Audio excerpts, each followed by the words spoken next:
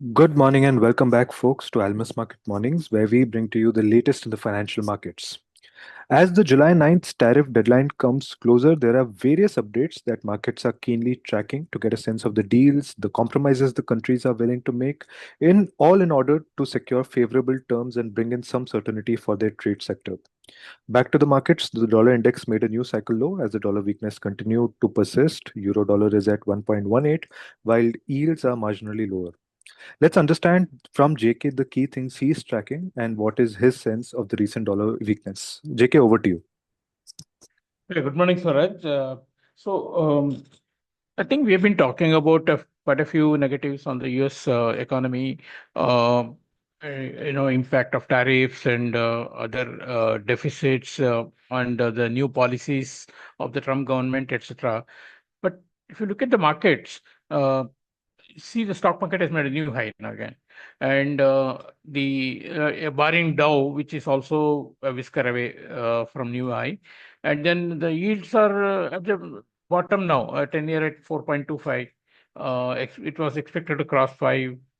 30-year was expected to cross 5.5. That's also now in the 4.70, range. So the US assets have not really seen actually they have gained. So on the other hand, only the dollar has moved. Like euro has gone up by about 14%, and the dollar index is down about 12 to 13%. And the currency is the only area where we have seen a big move, and that is also on a perception of U.S. assets not doing well, U.S. exceptionalism being on the wane, and all those things. And no doubt there has been some redistribution of U.S. dollar assets into other assets. And the point is whether it's going to continue, and that is where the dollar's direction will be determined. Because why I'm dealing with this now, euro has been making new highs, and it made a high of 1.1807. Just before Trump took over, it was at 1.0102 range. So such a large move. Now, whether we should continue to view it as a further up move from these levels, maybe not, because the world or the investing world may be short in the US assets, particularly in the US bonds, and possibly there can be some buyback. And in Eurozone, again, yesterday, I mean, the inflation, which is expected today, inflation, Euro area inflation rate is expected to slightly inch up. So the biggest positive factor for US assets, Eurozone assets of lower interest rates is possibly not going to play out again. So I have a sense that we have hit some good milestones in the euro, and it's time for correcting. Yes, we have been saying that for a while, and it's not happened. But even higher from here we go, the greater the chances of a good pullback. That is how I am seeing the market. Yes, we do have, of course, to pass rather digest a lot of headlines on the tariff issue, which will not go away. The Treasury Secretary Besant said that the countries will have to be prepared for April 2 levels of reciprocal tariff if there is no give and take. Effectively, that is what he was saying. And on the Canadian side, Canada, as soon as the Trump government said that all negotiations are off, Canada,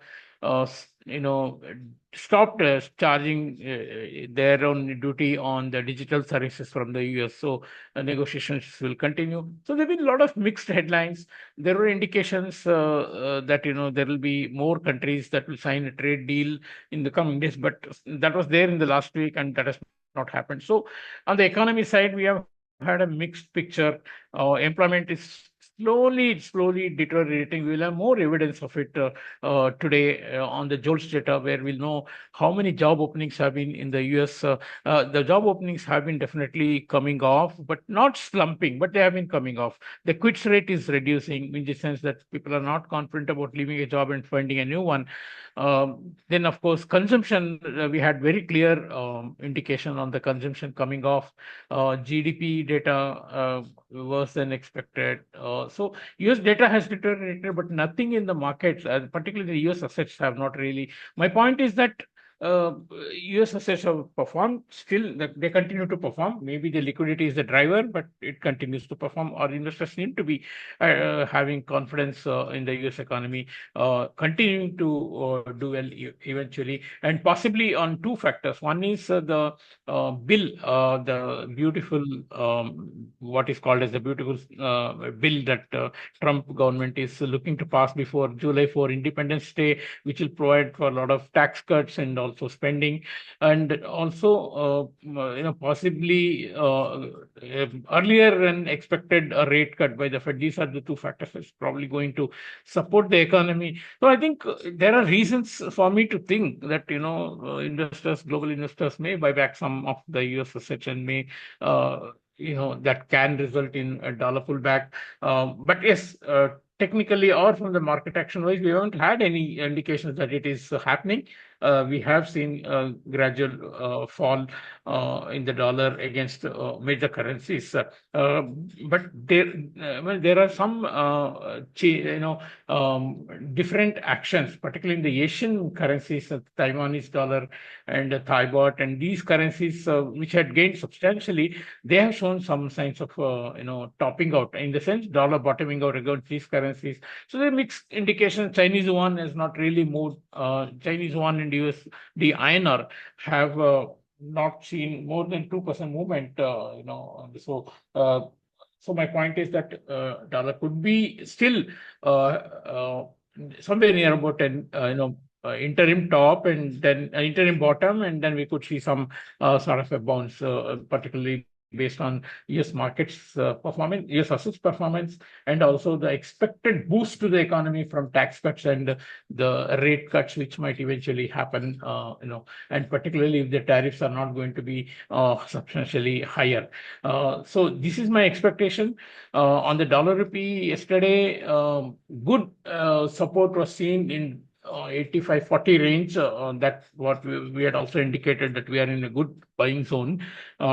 And since then, there, of course, we saw good bits, and market went up to almost 85.82 in the offshore market. Domestic market saw 85.70 plus, and that bounce can continue, particularly if the dollar index starts reversing.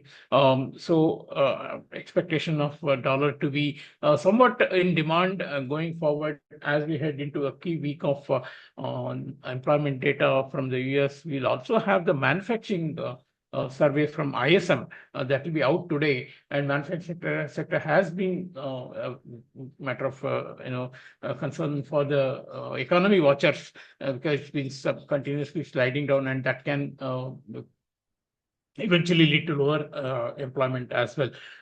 So that's another point that we will watch. Eurozone inflation is another point that we will be on the watching side. So all in all, markets have checked along. Asset markets, dollar has been coming off. Are we seeing signs of topping? Not yet, but it may well be in the near future. That's all that I have update for today.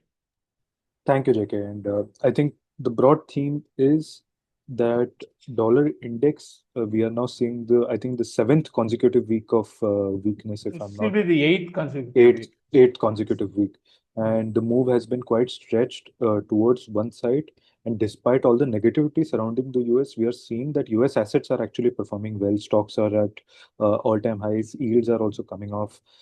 So broadly, US assets are gaining. It's just the dollar against some currencies which is not performing well. At the same time, if we look at Asians, we are seeing Chinese yuan and INR, which have not appreciated as sharply as others. And we are in fact even seeing dollar bottoming out against certain currencies like Taiwanese dollar and Thai baht, which had appreciated sharply earlier. So a lot to look out for.